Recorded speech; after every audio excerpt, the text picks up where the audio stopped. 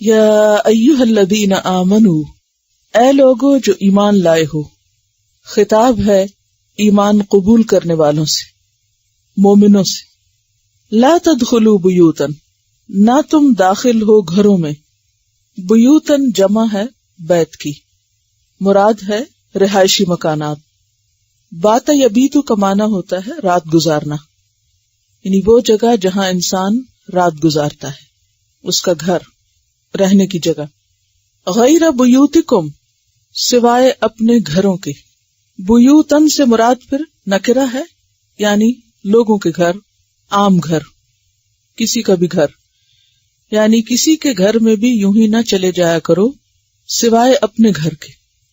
اپنے گھر سے مراد وہ گھر ہے جہاں انسان کی بیوی رہتی ہے، کیونکہ جس گھر میں ماں اور بہن وغیرہ یا دیگر رشتہ دار رہتے ہوں وہ انسان کا اپنا گھر نہیں ہوتا، کیونکہ وہاں اجازت کی ضرورت ہوگی. حتیٰ یہاں تک کہ تستأنسوا، تم انس پالو، وتسلموا، اور تم سلام بھیجو، علی اہلہا، اوپر اس کے اہل یعنی رہنے والوں کے. ذالکم، یہ بات، خیر، بہتر ہے، لکم، تمہارے لیے. کون سی بات؟ اجازت لے کر داخل ہونے کی. لعلکم، تاکہ تم، تذکرون، نصیحت پکڑو، تمہیں یاد دہانی ہو جائے. اس آیت سے اسلامی طرز معاشرت کے چند اہم طریقے سکھائے جائیں گے. پیچھے ہم نے واقعہ افک کے بارے میں پڑھا اور زنا کی حد پڑھی، اور یہاں پر اب ان رخنوں اور دروازوں کو بند کیا جا رہا ہے جہاں سے ایسی خرابیاں اور ایسی مشکلات جنم لیتی ہیں. یعنی وہ دروازے جن سے فتنہ داخل ہوتا ہے انہیں بند کیا گیا ہے. وہ رخنے جو معاشرتی بگاڑ کا سبب بنتے ہیں انہیں بند کیا گیا ہے. اور اس کے ساتھ ساتھ اسلامی معاشرے کی ضروری تربیت کا بھی اہتمام کیا گیا ہے. ان کو ادب، آداب اور مینرز سکھائے گئے ہیں، باہم ایک دوسرے کے ساتھ مل جل کر رہنے کے. تو اس سلسلے میں پہلا حکم کیا ہے کہ جب کسی کے گھر میں داخل ہو تو اس کی اجازت کے ساتھ داخل ہو، اجازت لے کر داخل ہو اور سلام کر کے داخل ہو. ایسا کیوں؟ اس لیے کہ گھر ایسی جگہ ہوتی ہے جہاں انسان بے تکلفی سے رہ سکتا ہے، بے فکر ہو کے. گھر آرام کی جگہ ہوتی ہے جہاں انسان ریلیکس ہو کر پرسکون طریقے سے آزادی کے ساتھ اپنی پرائیویسی کے ساتھ اپنے کام کاج کر سکتا ہے. گھر انسان کے لیے سکون کی جگہ ہوتا ہے. لہذا گھر، گھر والے اور گھر کی تمام اشیاء، کیا کیا؟ گھر یعنی وہ بلڈنگ، گھر والے جو بھی اس میں رہتے ہوں مل جل کر، اور گھر کی تمام اشیاء مثلا کھانا پینا، لباس، ضرورت کی دیگر چیزیں، ان تمام اشیاء کی حرمت ہے.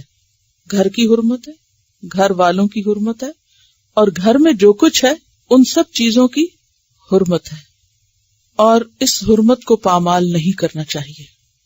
کسی کی حدود میں بغیر اس کی مرضی کے داخل نہیں ہونا چاہیے، کیونکہ اس حکم کو توڑنے سے بہت سی خرابیاں، مفاسد اور بے حیائی کے دروازے کھل سکتے ہیں. کسی کی آزادی میں خلل انداز ہونا دراصل اس پر ظلم ہے، ظلم کی ایک قسم ہے، زیادتی ہے. کیونکہ ہر انسان کو اللہ نے سکون حاصل کرنے کا حق دیا ہے کہ وہ اپنے گھر میں پرسکون اور آزاد طریقے سے رہ سکے. کیونکہ اگر انسان کو گھر کے اندر بھی آزادی حاصل نہ ہو، سکون حاصل نہ ہو، تو نتیجہ کیا ہوگا؟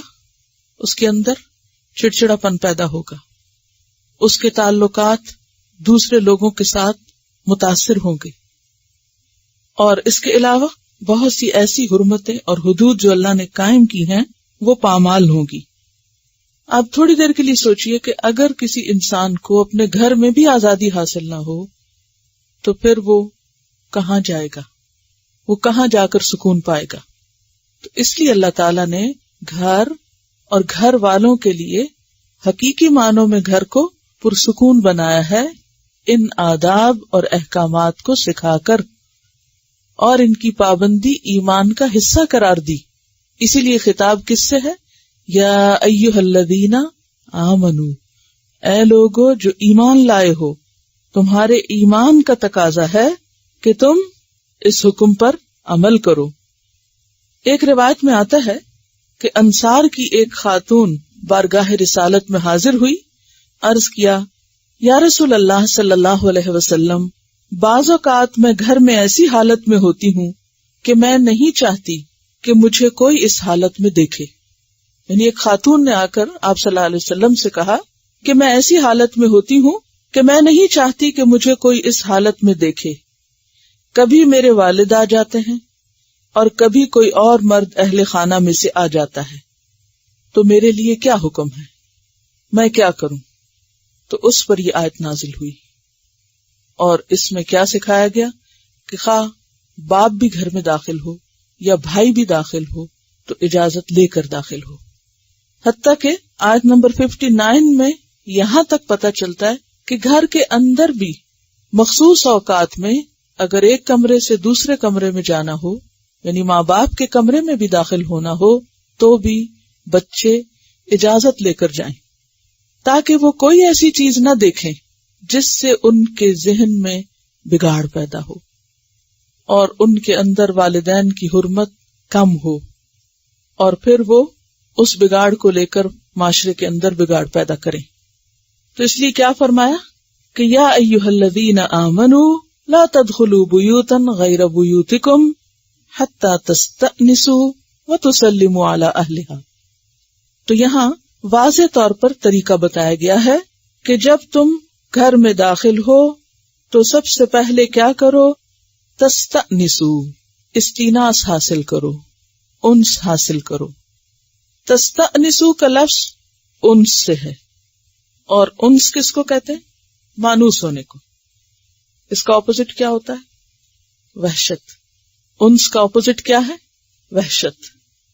یعنی جب گھر میں داخل ہو تو دوسروں کے لیے باعث وحشت نہیں بنو، وحشت پیدا نہیں کرو، بلکہ کیا کرو؟ انس حاصل کرو، خود کو گھر والوں سے مانوس کرو۔ آنس کا لفظ قرآن پاک میں ایک اور جگہ بھی آیا ہے، انی آنست نارا، موسیٰ علیہ السلام نے کہا کہ میں نے آگ پائی ہے، یعنی مجھے محسوس ہوئی ہے کہ فلاں جگہ آگ ہے، یعنی آگ سے میرا تعارف ہوا ہے۔ تو کسی بھی چیز سے ایک تعلق کا پیدا ہونا اور اس کا احساس کرنا، اسے محسوس کرنا، انس حاصل کرنا، یہ اس کے معنوں میں آتا ہے۔ مراد اس سے کیا ہے؟ ایک معنی تو اس کا اجازت لیا گیا ہے کہ اجازت لو۔ حتی تستأنسوا کا مطلب کیا ہے؟ حتی تستأذنوا، ایک ترجمہ یہ کیا گیا ہے کہ تم صاحب خانہ سے پہلے اجازت لو، اس کو اطلاع دو۔ اب اجازت لینے کا مطلب کیا ہے کہ مثلاً اپوائنٹمنٹ لو، اگر غیر ہو، جو تو اس گھر کے افراد ہیں جیسے باپ ہے، بھائی ہے، ان کے لیے استیناس میں وقت مقرر کرنے کی بات نہیں آتی، لیکن اگر کوئی اجنبی ہے تو کسی دوسرے کے گھر میں خواہ وہ رشتہ داری کیوں نہ ہو، بغیر اطلاع کے اور بغیر اجازت کے مت آئیں۔ یعنی وقت مقرر کریں، اطلاع دیں اور اجازت لیں۔ اجازت لینے کے دو طریقے ہو سکتے ہیں، ایک تو قبل از وقت اجازت لی جائے، یعنی ٹائم مقرر کر کے دوسرے کے گھر میں یعنی اپوائنٹمنٹ لی جائے، اور دوسرا کیا ہے کہ گھر کے قریب پہنچ کر اجازت لی جائے، جیسے بیل کی جائے یا کارڈ بھیجا جائے اندر، یا پھر یہ کہ کوئی ایسی آواز منہ سے نکالی جائے کہ جس سے گھر والے مانوس ہوں، آواز سے پہچان جائیں، دوسرے کی پریزنس محسوس کریں۔ انس کا کیا معنی؟ محسوس کرنا، پانا، جاننا، معلوم کرنا، کہ گھر والوں کو معلوم ہو جائے کہ کون آیا ہے۔ اسی لیے ہم دیکھتے ہیں مسند احمد کی روایت میں صحابہ نے عرض کیا، یا رسول اللہ صلی اللہ علیہ وسلم، سلام کرنا تو ہم جانتے ہیں، یعنی جو اس آیت میں کہا گیا ہے، لیکن یہ استیناس کیا ہے؟ اس کا کیا مطلب ہے جو سلام سے پہلے ہے؟ فرمایا الحمدللہ، اللہ اکبر، سبحان اللہ بلند آواز سے کہنا، کھنکھارنا، یعنی دوسرے کو داخل ہونے سے پہلے پتہ چلے کہ کون ہے، تاکہ وہ پھر اگر اس خاص وقت میں کسی کا گھر میں داخل ہونا پسند کرے تو دوسرا داخل ہو، اور اگر وہ پسند نہ کرے تو پھر نہ داخل ہو۔ تو تستأنسو کا مطلب کیا ہے؟ استیزان، اور دوسرے استعلام عربی میں کہتے ہیں دوسرے کو معلوم کرانا، محسوس کرانا، یعنی دوسرے کو پتا چلوانا کہ کون ہے، یعنی اپنا آپ دوسرے کو معلوم کروانا کہ اجازت لینے والا کون ہے۔ اور یاد رکھیے تستأنسو انس وحشت کا متضاد ہے، کہ آپ کا کسی کے گھر میں داخل ہونا اس کے لیے باعث خوف نہ ہو اور باعث وحشت نہ ہو، بلکہ کیا ہو؟ سکون کا باعث ہو، انس کا باعث ہو، اس کی خوشی اور رضامندی کا باعث ہو گھر والوں کی۔ حتی تستأنسوا وتسلموا علی اہلہا، اور دوسرا کیا کام کرو؟ سلام کرو علی اہلہا، اس کے رہنے والوں پر، یعنی جب اپنی آمد کی اطلاع دے دو، بیل کر دو، تو جو ہی آمنا سامنا ہوئے، دوسرا دروازہ کھول دے، تو پھر سب سے پہلا کام کیا کرو؟ سلام کرو۔ صفوان بن امیہ جب مسلمان ہوئے تو کلدہ بن حنبل کو آپ صلی اللہ علیہ وسلم کے پاس بھیجا۔ اس وقت آپ وادی کے اونچے حصے میں تھے، وہ اجازت اور سلام کے بغیر آ گئے وہاں، یعنی جن کو بھیجا گیا تھا۔ آپ نے فرمایا لوٹ جاؤ اور کہو السلام علیکم، کیا میں اندر آ سکتا ہوں؟ پھر داخل ہو، یعنی آپ نے اس کو واپس بھیجا کہ یہ طریقہ درست نہیں، بغیر اطلاع اور بغیر سلام کیے داخل ہونے کا۔ یہ ترمذی کی روایت ہے۔ پھر اسی طرح یہ ہے کہ سلام 3 بار تک کیا جا سکتا ہے۔ اگر ایک دفعہ کیا، دوسرے نے نہیں سنا، پھر دوسری بار، اور تیسری اور آخری بار اگر کوئی جواب نہیں دے رہا تو پھر کیا کرو؟ واپس آ جاؤ۔ ایک دفعہ آپ صلی اللہ علیہ وسلم کے پاس جابر بن عبداللہ آئے، وہ اپنے والد کے قرض کے سلسلے میں پریشان تھے۔ جب آپ کے پاس آئے تو انہوں نے آ کر دروازہ نوک کیا۔ آپ نے پوچھا کون ہے؟ تو کہنے لگے انا، میں ہوں۔ تو آپ نے ناراضگی سے کہا انا، بس، کہ یہ کیا بات ہے، اپنا نام کیوں نہیں بتاتے؟ انا کا کیا مطلب ہے کہ میں؟ تو اس سے کیا پتہ چلتا ہے کہ اجازت لینے میں اور داخل ہونے میں اور انس حاصل کرنے میں اپنا نام بتانا اور کسی بھی طریقے سے جو بھی مناسب ہو اپنا تعارف کرانا ضروری ہے۔ پھر اسی طرح یہ بات بھی کہی گئی کہ جب کوئی شخص کسی کے گھر میں اجازت لے داخل ہونے کے لیے تو بالکل سامنے نہ کھڑا ہو، سائڈ پر ہٹ کر کھڑا ہو۔ ابو داؤد کی روایت میں آتا ہے ایک شخص عین دروازے پر کھڑے ہو کر اجازت مانگنے لگا، فرمایا پرے ہٹ کر کھڑے ہو۔ اجازت مانگنے کا حکم تو اس لیے ہے کہ نگاہ نہ پڑے۔ تو اس سے پتہ چلتا ہے کہ نہ صرف یہ کہ خود داخل ہونا منع ہے بغیر اجازت کے، بلکہ نگاہ داخل کرنا بھی منع ہے۔ حضرت انس کہتے ہیں ایک شخص نے آپ کے حجرے میں باہر سے جھانکا، یعنی ایسے ہی جاتے ہوئے اندر جھانک دیا۔ اس وقت آپ کے ہاتھ میں ایک تیر تھا، تیر۔ آپ اس کی طرف اس طرح بڑھے گویا کہ اس کے پیٹ میں اسے بھونک دیں گے، اس تیر کو، یعنی آپ نے اتنا برا مانا اور اتنا یعنی بمشکل اپنے آپ کو روکا ایک طرح سے کہ اس کو وہیں ختم نہ کر دیں۔ یہ اتنا بڑا جرم ہے بغیر اجازت کسی کے گھر میں کسی کی پرائیویسی میں جھانکنا، اس قدر اللہ اور اس کے رسول کو ناراض کرنے والی بات ہے۔ بخاری اور مسلم کی روایت میں آتا ہے اگر کوئی شخص تیرے گھر میں جھانکے اور تو ایک کنکری مار کر اس کی آنکھ پھوڑ دے تو تجھ پر کوئی گناہ نہیں۔ یعنی اگر کوئی شخص تمہارے گھر میں جھانکے، چاہے اوپر سے، چاہے شیشے سے، چاہے دروازے سے، چاہے کسی بھی اور طریقے سے، تو اس سے آپ اس حکم کی شدت کا اندازہ لگا سکتے ہیں کہ اسلام اس معاملے میں کتنا سخت ہے. کسی کی پرائیویسی کو پامال کرنا اور کسی کے گھر میں بغیر اجازت داخل ہونا کتنا بڑا جرم ہے، معمولی بات نہیں. کسی کے گھر میں داخل ہونا تو دور کی بات، کسی کے خط پہ نظر ڈالنا، جیسے میں نے کہا نا، گھر والے اور گھر کی چیزیں، یعنی جو بھی انسان کی بلانگنگز ہیں، پوزیشنز ہیں، ان کی بھی حرمت ہے. آپ یہ نہیں کر سکتے کہ کسی نے آپ کو اندر آنے کی اجازت دی، آپ اندر آ گئے، وہ آپ کو بٹھا کر کسی اور کام گئے، مثلاً کوئی چائے پانی کا انتظام کرنے، اور آپ فارغ بیٹھے تھے، دیکھا کہ وہ سامنے کوئی ڈائری رکھی ہوئی ہے، تو گھر والے کی غیر موجودگی میں اس کی ڈائری کھولی اور پڑھنا شروع کر دیا.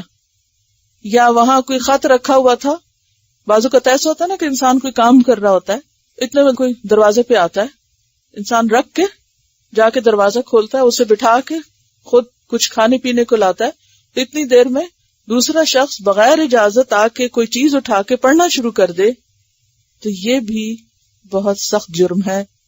حدیث میں آتا ہے کہ جس نے اپنے بھائی کی اجازت کے بغیر اس کے خط میں نظر دوڑائی، اس کا خط پڑھا، گویا وہ آگ میں جھانکتا ہے. یعنی کسی کی چیز، اور خاص طور پر ایسی چیز جس کے بارے میں دوسرے کو پسند نہ ہو کہ وہ پڑھے، اس کو بغیر اجازت پڑھنا یہ بھی ناپسندیدہ ہے. تو اس میں آپ دیکھیے کہ آپ نے یہ فرمایا اذا دخل البصر فلا اذن، جب نگاہ داخل ہو گئی تو پھر اذن کس چیز کا؟ اجازت لینے کا کیا مقصد رہ گیا؟ اجازت لینے کا تو مقصد یہی ہے کہ کسی کے گھر میں اس کی مرضی کے بغیر اس کی چیزوں کو بھی نہ دیکھا جائے. اسی طرح یہ چیز بھی بد اخلاقی میں شامل ہے کہ کسی کے گھر میں داخل ہو کر اس کی اجازت کے بغیر اس کے صرف خط نہیں بلکہ اور چیزوں کو بھی اس کی مرضی کے بغیر کھولنا، دیکھنا، جھانکنا شروع کر دے. اس سے بھی منع کیا گیا ہے. یعنی یہ بھی دوسرے کی حرمت میں مداخلت ہے. مثلا کسی کا دراز کھول لینا آؤٹ آف کیوریوسٹی، یا کسی کی کوئی ڈبیا بند پڑی تو اس کو کھول لینا، یا کوئی کتاب کھول لینا، یا کوئی کھانے کا برتن ڈھک کے رکھا ہوا ہے تو اس کو اٹھا کے یہ دیکھنا کہ کیا پکا ہوا ہے. ان ساری چیزوں سے تعلقات میں خرابی آتی ہے اور بعض اوقات معاملات میں بگاڑ پیدا ہوتا ہے. حدیث میں آتا ہے کہ من حسن اسلام المرء ترکہ ما لا یعنیہ، انسان کے اسلام کا حسن، خوبصورتی اس میں ہے کہ انسان ان چیزوں کو چھوڑ دے، ترکہ ما لا یعنیہ. اسی طرح نہ صرف یہ کہ دیکھنا بلکہ کان لگا کے سننا. مثلاً آپ کسی کے گھر پہنچتے ہیں بغیر اطلاع، دروازہ بند ہے، آپ بیل کرتے ہیں، نہیں جواب آتا، پھر کرتے ہیں، تیسری دفعہ کرتے ہیں، اور پھر آپ کو کوئی اندر سے لڑائی جھگڑے کی آوازیں سنائی دیتی ہیں. کیونکہ گھر ہے، انسان رہتے ہیں اور ان کے درمیان کچھ بھی ہو سکتا ہے. بعض اوقات بچوں کے درمیان جھگڑا ہو جاتا ہے، بعض اوقات بڑوں کے درمیان ہو سکتا ہے. نارمل جہاں انسان رہتے ہیں آوازیں اونچی نیچی ہو ہی جاتی ہیں. کوئی فرشتے نہیں اس دنیا میں رہتے، سب انسان ہیں. اب آپ کو تجسس ہوتا ہے کہ بھلا کیا بات ہوئی، ویسے تو بڑے بنتے ہیں، چلو سنو تو صحیح کیا باتیں کر رہے ہیں. اور اس وقت انسان داخل نہیں ہوا، ویسے وہ کھڑا ہے شرافت سے، مگر کان پورا لگا ہوا ہے کہ اندر ہو کیا رہا ہے. تو یہ بھی غلط ہے. یعنی سو لینا یا ٹو لگانا، جھانکنا یا کسی بھی طریقے سے گھر کے اندر کے راز معلوم کرنا یہ درست نہیں. تو فرمایا کہ یا ایھا الذین آمنوا لا تدخلوا بیوتا غیر بیوتکم حتی تستأنسوا وتسلموا علی اہلہا. غیر بیوتکم یعنی اپنا گھر وہ ہے جس میں اس کی بیوی رہتی ہو. جس گھر میں بیوی کے علاوہ اور لوگ رہتے ہوں اس کا حکم بھی غیروں کے گھر کی طرح ہی ہو جاتا ہے. اور اس کے بارے میں حدیث آتی ہے کہ ایک شخص نے آپ صلی اللہ علیہ وسلم سے پوچھا، کیا میں اپنی ماں کے پاس جاتے وقت بھی اجازت طلب کروں؟ یعنی ماں کا گھر ہے اور اس میں جا رہا ہوں، پھر بھی دروازہ ناک کروں، پھر بھی اجازت لے کے اندر جاؤں، اور یہ سارے ادب آداب، سلام کرنا اور یہ سب اس میں بھی ہوگا. اور اس نے یہ بھی کہا کہ میرے سوا ان کی خدمت کرنے والا اور کوئی نہیں، یعنی مجھے ان کو لک آفٹر کرنا ہے. کیا ہر بار جب میں ان کے پاس جاؤں تو اجازت مانگوں؟ فرمایا اتحب ان تراها عریانا، کیا تم پسند کرتے ہو کہ اپنی ماں کو برہنہ دیکھو؟ ہو سکتا ہے کہ لباس باریک ہو سکتا ہے کہ کپڑا ہٹا ہوا ہو، یا یعنی بعض اوقات انسان اکیلا گھر میں ہو تو بے فکر ہوتا ہے ہر چیز سے.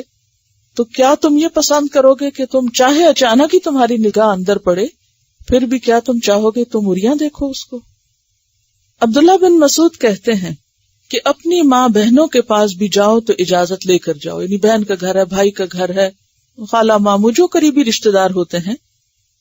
ابن مسعود کی بیوی زینب کی روایت ہے کہ عبداللہ بن مسعود جب گھر میں آنے لگتے تو پہلے کوئی ایسی آواز دیتے جس سے معلوم ہو جائے کہ وہ آ رہے ہیں، یعنی مانوس کرتے گھر والوں کو، اچانک گھر میں نہ آ جاتے.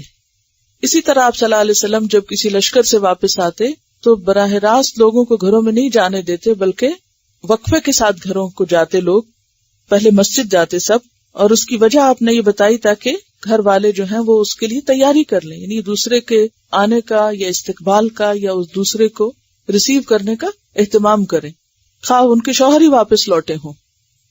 صرف اس صورت میں اجازت لینے کی ضرورت نہیں جب کسی کے ہاں کوئی ایمرجنسی ہو جائے، خدا نخواستہ کہیں سے شعلے اٹھتے ہوئے نظر آئے، کہیں سے دھواں اٹھتا ہوا نظر آئے، تو صرف یہ صورت ایسی ہے کہ جس میں دوسرے کو مصیبت سے بچانے. اب دیکھیں اگر گھر میں کوئی بے ہوش ہو رہا ہے یا جل رہا ہے تو اب وہ اجازت دینے کی پوزیشن میں بھی نہیں.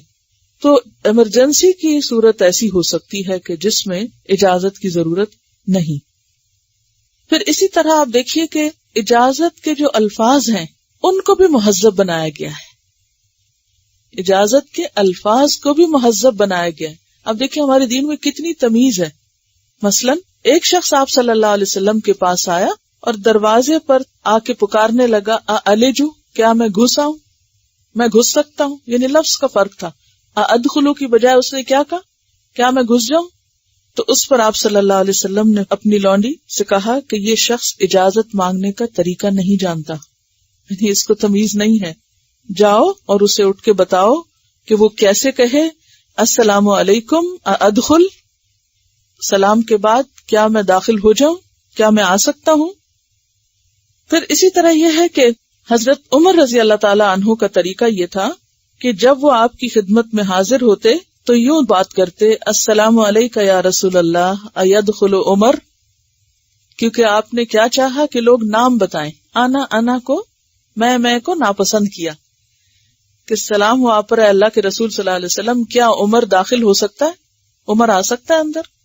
پھر اسی طرح یہ ہے کہ 3 بار تک کی اجازت کا ذکر ہے، بس یہ نہیں کہ انسان جم کے کھڑا ہو جائے کسی کے دروازے پر اور دوسرے کو زچ کر دے کہ وہ ہر صورت اس کے لیے دروازہ کھولے. تو کیا کہا گیا کہ 3 دفعہ تک بس اجازت ہے، اور اس میں وقفے سے انسان کو 3 دفعہ نوک کرنا چاہیے، یا پھر یہ ہے کہ بیل کرنی چاہیے، یا جو بھی طریقہ مانوس کرنے کا. اور اس میں بھی آپ دیکھیے کہ چونکہ لفظ انس ہے، بیل بھی ایسے نہیں کرنی چاہیے کہ دھڑ دھڑ دھڑ. بعض لوگوں کی عادت ہے کہ وہ بیل پہ ہاتھ رکھ دیں تو ایک ہی دفعہ میں 2-3 دفعہ دباتے ہیں، یعنی بالکل اخلاق اور تمیز اور تہذیب سے آری طریقہ. اگر ایک دفعہ پریس کرنے سے بٹن دوسرے کے کان تک آواز جاتی ہے تو زبردستی 2-3 دفعہ مارنے کا کیا مطلب ہے؟ ایسا کرنا کس بات کا اظہار ہے؟ آپ اپنے آپ کو کیا سمجھتے ہیں کہ دوسرے کے سر پہ یوں مسلط ہو رہے ہیں؟ یعنی یہ بھی تکبر کی علامت ہے نا، ایک غیر اخلاقی حرکت ہے. پھر اسی طرح دروازہ نوک کریں گے تو اس میں بھی دھڑ دھڑ دھڑ دھڑ، یعنی دوسرا سویا ہوا ہے تو جاگ جائے، کوئی کام کر رہا ہے تو ڈر جائے. یہ سب چیزیں تستأنسو کے خلاف ہیں، قرآن کے حکم کے خلاف ہیں، بد اخلاقی اور بد تہذیبی ہیں. لیکن ہمیں یہ تہذیب سکھائی نہیں گئی بچپن سے. ہم 40-50 سال کے بھی ہو گئے ہیں تو ہمیں یہ تمیز نہیں آتی. یعنی اس سے پتہ چلتا نا کہ ہم کتنے عاری ہیں اسلامی اخلاق اور آداب سے. صحابہ کرام کا طریقہ کیا تھا؟ ایک حدیث میں آتا ہے کہ ہم نبی صلی اللہ علیہ وسلم کے دروازے پر انگلیوں کے پور یا ناخن سے نوک کرتے تھے، ہلکے سے، کہ جس سے دوسرے کو تکلیف نہ ہو، دوسرے کو اذیت نہ ہو، یعنی اتنا ہو کہ دوسرا سن بھی لے، اور پھر یہ ہے کہ دوسرے کے لیے ناگوار نہ ہو. ایک مرتبہ حضرت سعد بن عبادہ کے ہاں آپ صلی اللہ علیہ وسلم تشریف لے گئے اور آپ نے السلام علیکم ورحمۃ اللہ کہہ کر 2 دفعہ اجازت مانگی، یعنی 1 دفعہ پھر دوسری دفعہ. اندر سے جواب نہیں آیا. تیسری دفعہ جب جواب نہیں ملا تو آپ واپس آ گئے. جب آپ واپس جا رہے تھے تو حضرت سعد دوڑتے ہوئے باہر آئے. عرض کیا یا رسول اللہ صلی اللہ علیہ وسلم میں آپ کی آواز سن رہا تھا مگر میرا جی یہ چاہتا تھا کہ آپ کی زبان مبارک سے میرے لیے جتنی بار بھی سلام اور رحمت کی دعا نکل جائے اتنا ہی اچھا ہے. تو میں تو دعائیں لے رہا تھا اس لیے میں بہت آہستہ آہستہ جواب دیتا رہا.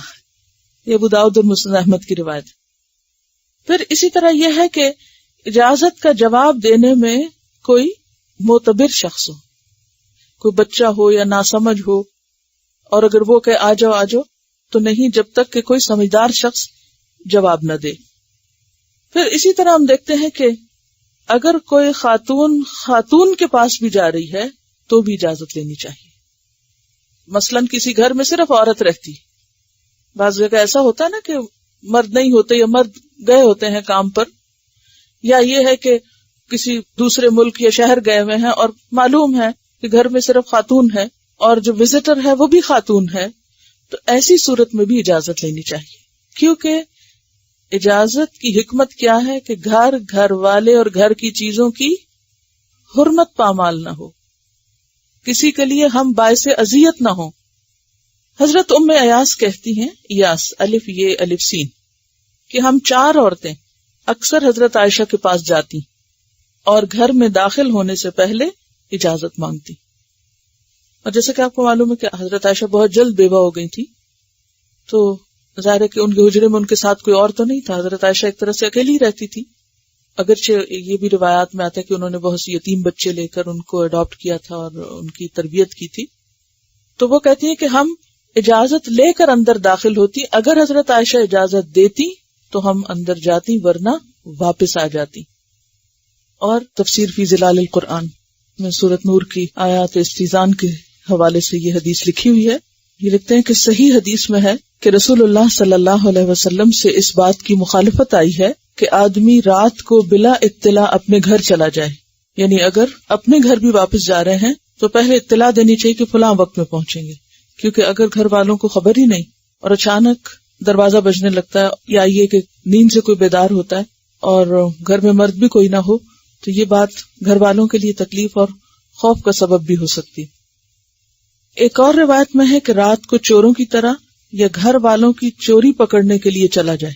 اس کا کیا مطلب ہے کہ انسان اس طرح گھر میں داخل نہ ہو کہ جیسے وہ گھر والوں کی کوئی چوری پکڑ رہا ہے یا ان کو چیک کر رہا ہے یا تجسس کر رہا ہے. اور ایک اور روایت میں ہے کہ رسول اللہ صلی اللہ علیہ وسلم مدینہ میں دن کے وقت تشریف لائے اور مدینہ کے باہر اونٹنی بٹھا دی اور فرمایا انتظار کرو تاکہ ہم دن کے پچھلے پہر گھر جائیں تاکہ گھر والے تیار ہو جائیں. یعنی یہ بھی اس میں حکمت ہے اطلاع دے کر جانے میں کہ گھر والے آنے والے کی یا سفر سے لوٹنے والوں کا صحیح طور پر استقبال کر سکیں. اور ایک اور روایت میں ہے کہ ابن عمر کسی کام سے باہر آئے اور گرم پتھروں کے باعث انہیں تکلیف ہوئی، یعنی اس پہ چل رہے تھے. وہ قریش کی ایک عورت کے خیمے پر گئے اور کہا السلام علیکم، کیا میں اندر آ جاؤں؟ وہ بولی سلامتی کے ساتھ داخل ہو جاؤ. ابن عمر نے پھر پہلی بات دہرائی تو اس عورت نے بھی پہلا جواب دہرایا. ابن عمر گرمی کے باعث باری باری پاؤں اٹھاتے اور رکھتے تھے. ابن عمر سے اس عورت نے کہا کہ تم اندر آ جاؤ، تو ابن عمر پھر خیمے میں چلے گئے. تو اس سے پتہ چلتا ہے کہ اگر کسی اور کے گھر یا خیمے یا جنگل میں بھی آپ کسی کے پرائیویٹ ایریا میں داخل ہوں تو باقاعدہ اجازت لیں. ایک اور روایت میں آتا ہے کہ ایک مرتبہ کچھ خواتین نے حضرت عائشہ کے پاس اندر آنے کی اجازت مانگی، کیا ہم آ جائیں؟ فرمایا نہیں، تم میں جو اجازت کا طریقہ جانتی ہو وہ اجازت لے. یعنی چاروں کٹھی مت بولو، تم میں سے کون ہے جس کو یہ ادب معلوم ہے کہ اندر کیسے آتے ہیں، وہ بولے. اور پھر وہ اجازت لے. تو ایک عورت نے کہا کہ مجھے طریقہ آتا ہے. اس نے پھر پہلے سلام کیا، پھر اجازت لی اور پھر حضرت عائشہ نے اندر آنے کی اجازت دی. حضرت عائشہ نے اس موقع پر ان کو یہی آیت پڑھ کر سنائی، یعنی میں نے ایسا کیوں کہا ہے اور یہ کیوں کروایا ہے تم سے کہ یا ایھا الذین آمنوا لا تدخلوا بیوتا غیر بیوتکم حتی تستأنسوا وتسلموا علی اہلہا. اور سلام کرنا بھی ضروری ہے کیونکہ کوئی بھی اور لفظ اس کا نعم البدل نہیں کہ کوئی گڈ مارننگ اور گڈ ایوننگ کہتا رہے یا کسی بھی خاص قوم یا کلچر کے کوئی اور الفاظ اختیار کر لے تو یہ درست نہیں. ذالکم خیر لکم، یہ تمہارے حق میں بہتر ہے، یہ تمہارے لیے اچھا ہے. کیا اچھا ہے؟ کسی کے گھر میں بغیر اجازت داخل نہ ہونا، اور اگر داخل ہو تو اطلاع اور اجازت کے ساتھ داخل ہونا، اور پھر سلام کر کے داخل ہونا. ذالکم، یہ کم جو نہیں جمع کے لیے، یعنی جاہلیت کے طور طریقوں سے اور دور جاہلیت کے طرز عمل سے یہ اسلامی ادب اور اخلاق زیادہ بہتر ہے. لعلکم، تاکہ تم تذکرون، نصیحت پکڑو، یا تاکہ تم کو یاد دہانی ہو جائے. پھر فرمایا فَإِن لَّمْ تَجِدُوا، پھر اگر نہ تم پاؤ، فیہا، اس میں، کس میں؟ گھر میں، احدن، کسی ایک کو، کوئی ہے ہی نہیں گھر میں، 3 دفعہ نوک کیا یا سلام کیا، اجازت مانگی، کوئی جواب نہیں آیا. فلا تدخلوها، تو نہ داخل ہو اس میں. یعنی ایک تو اجازت اگر نہ ملے تو نہ آؤ، دوسرے یہ کہ اگر گھر خالی ہے تو خالی گھر میں مت داخل ہو. کیوں؟ اس لیے کہ خالی گھر میں داخل ہونے سے طرح طرح کے شکوک و شبہات پیدا ہو سکتے ہیں. کوئی چوری کا الزام لگا سکتا ہے، کوئی اور شک کر سکتا ہے. حتی یؤذن لکم، یہاں تک کہ اجازت دے دی جائے تم کو، تمہارے لیے. حضرت ابو سعید خدری کہتے ہیں کہ میں انصار کی مجلس میں بیٹھا ہوا تھا کہ ابو موسیٰ اشعری آئے. یوں معلوم ہو رہا تھا کہ جیسے ڈرے ہوئے ہیں اور گھبرائے ہوئے ہیں. پوچھنے پر پتا چلا کہ حضرت عمر کے ہاں گئے تھے اور 3 بار اجازت مانگی، اذن نہ ملا تو واپس لوٹ گئے. تو اس پر حضرت عمر نے پوچھا کہ تم کھڑے کیوں نہ ہوئے، انتظار کر لیتے. یعنی اگر 3 دفعہ تم نے نوک کیا تھا، اجازت مانگی، اجازت نہیں ملی تو تم چلے کیوں گئے؟ تو ابو موسیٰ اشعری کہتے ہیں کہ میں نے 3 بار اجازت مانگی تھی مگر مجھے اجازت نہیں ملی تو میں لوٹ گیا. آپ نے فرمایا تم میں سے کوئی شخص 3 بار اجازت مانگے پھر اسے اذن نہ دیا جائے تو لوٹ آئے. یعنی نبی صلی اللہ علیہ وسلم کی انہوں نے حدیث سنائی. تو حضرت عمر نے کہا اللہ کی قسم تجھے اس حدیث پر کوئی گواہ لانا ہوگا کہ تم سچی بات کر رہے ہو. یہ اصل میں حضرت عمر کا ایک طریقہ تھا تاکہ لوگ کسی بھی قسم کی غلط بات کرنے سے ڈریں اور گھبرائیں اور نبی صلی اللہ علیہ وسلم کے نام پر باتیں عام نہ کریں. اب بتاؤ تم میں سے کسی نے نبی صلی اللہ علیہ وسلم سے یہ حدیث سنی ہے؟ یعنی وہ گھبرا گئے کہ اب مجھے تو کسی کو لانا پڑے گا، کسی اور نے اگر میرے ساتھ سنی ہے ورنہ تو شامت ہے. تو ابی ابن کعب کہتے ہیں کہ اللہ کی قسم تمہارے ساتھ وہ آدمی گواہی دے گا جو ہم میں سب سے چھوٹا ہے، اور ان سب میں چھوٹا میں ہی تھا، یعنی ابو سعید خدری. اور پھر انہوں نے جا کر گواہی دی. کس بات کی گواہی دی؟ کہ یہ اللہ کے رسول صلی اللہ علیہ وسلم ہی نے فرمایا ہے. کیا فرمایا ہے؟ کہ اگر 3 دفعہ اجازت مانگنے پر کوئی اجازت نہ ملے تو داخل نہ ہو. فلا تدخلوها حتی یؤذن لکم. تو اس سے کیا پتہ چلتا ہے کہ کسی دوسرے کو ملاقات پر مجبور نہیں کرنا چاہیے. اگر آنے والے کی مجبوری ہے تو گھر والے کی بھی کوئی مجبوری ہو سکتی، اور اگر کوئی نام پوچھے تو واضح تعارف کرانا چاہیے، اور اگر دروازہ نہ کھلے تو ناراض نہیں ہونا چاہیے. وَإِن قِيلَ لَكُمْ، اور اگر تم سے کہا گیا، قیل کہا جائے، لکم تمہارے لیے، کب؟ اجازت طلب کرنے کے بعد، ارجعوا واپس چلے جاؤ. کیونکہ اجازت کا مطلب کیا ہے؟ یعنی اذن مانگنا، اور اگر کوئی اذن نہ دے، یعنی 2 صورتیں ہو سکتی ہیں نا، کسی نے اجازت مانگی اور اسے اجازت مل گئی، اور دوسری کیا ہے، اس نے اجازت مانگی اور اس کو اجازت نہ ملی.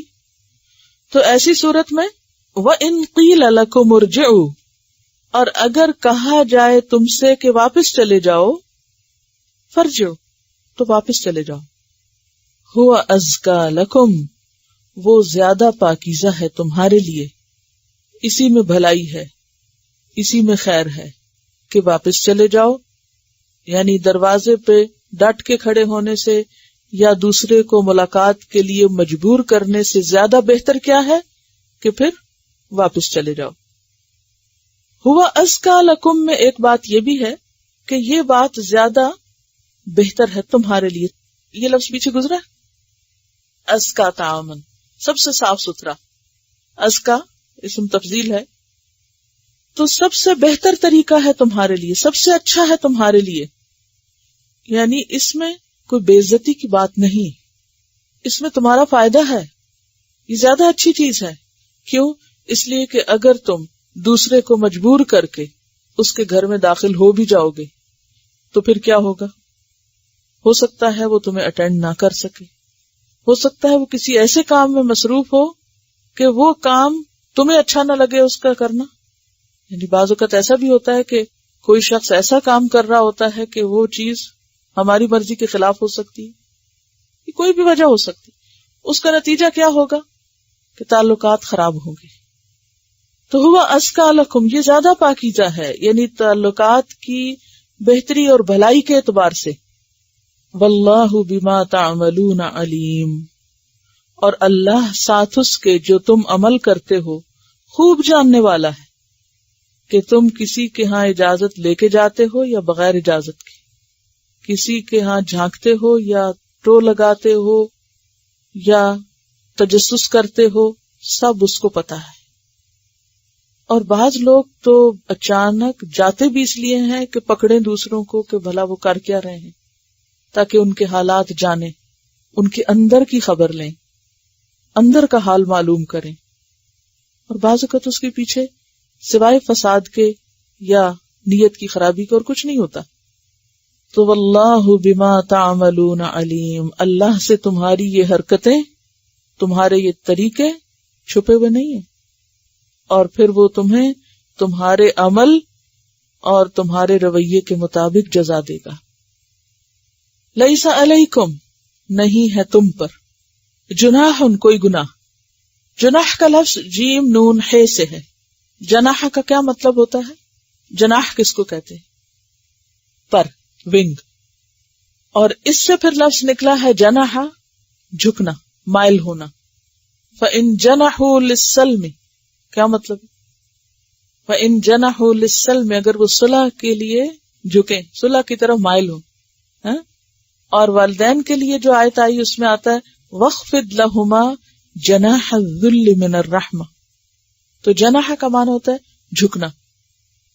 لیس علیکم جناح، اور کسی ایک طرف جھکنا ہے ہی گناہ، اعتدال سے ہٹنا. تو اس لیے جناح گناہ یا جرم یا حرج کے معنوں میں آتا ہے.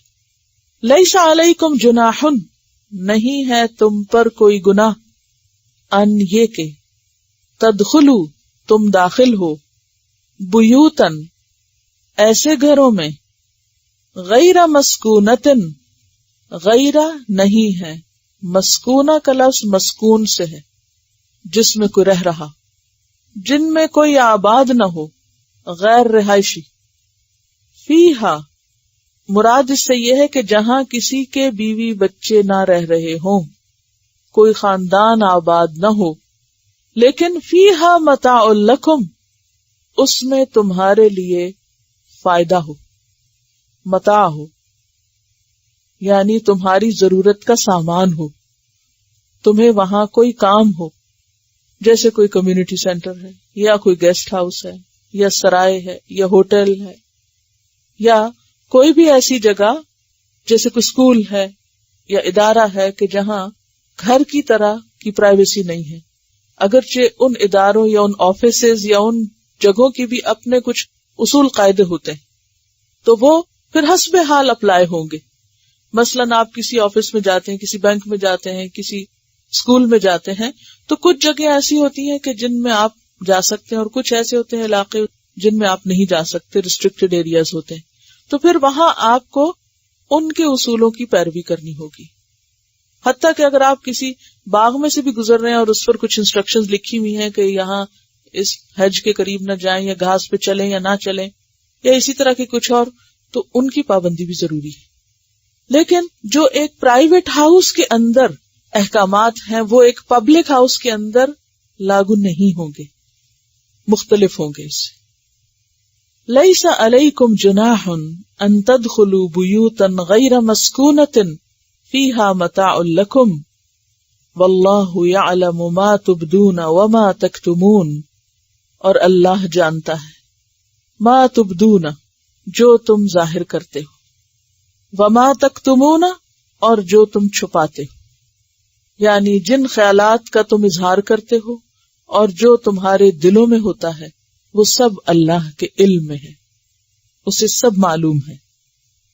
تو گویا یہ 3 آیات استیزان سے متعلق ہیں، اجازت کے قواعد اور قوانین سے متعلق، اور اس کا بھی بنیادی مقصد کیا ہے کہ معاشرے کے اندر سکون ہو، گھروں میں سکون ہو، انسانی تعلقات باہم اچھے ہوں، اور خاص طور پر ان فواحش اور خرابیوں کا سدباب ہو جو انسان کو بڑی مشکلات یا بڑی خرابی سے دوچار کرنے والی، یعنی سد ذرائع کے طور پر وہ رستے اور دروازے ہی بند کر دو جہاں سے کوئی خرابی اندر آتی ہے۔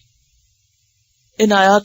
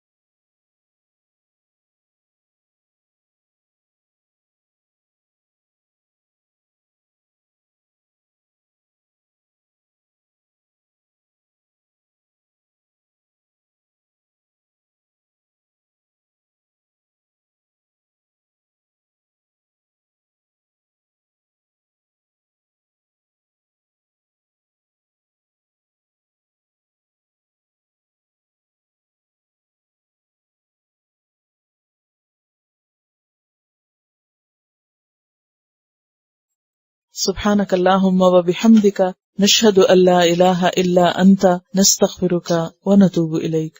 السلام علیکم ورحمۃ اللہ وبرکاتہ۔ Quran vocabulary 100%. The best application to understand Quran. Study with flashcards. Word list. Learn 25% of Quran vocabulary in 7 days. Multiple MCQs to practice and test vocabulary. Single choice. Multiple choice. True false. Bookmark difficult words. Study wrongly answer words. Test your skills. 12 essential grammar lessons at Learn Quranic Grammar. You can select number of word to study from bookmarks. Select number of times wrongly answered words for study. Test your skills with multiple choice flashcard, true false, matching words and single choice MCQs. Grammar lessons are available in PDF format. Native Quranic and Urdu fonts. Available at Google Play and Apple App Stores. Download it today to contribute in the Islamic Apps Development Project. Quran vocabulary 100% in Urdu. Visit smartappsweb.com.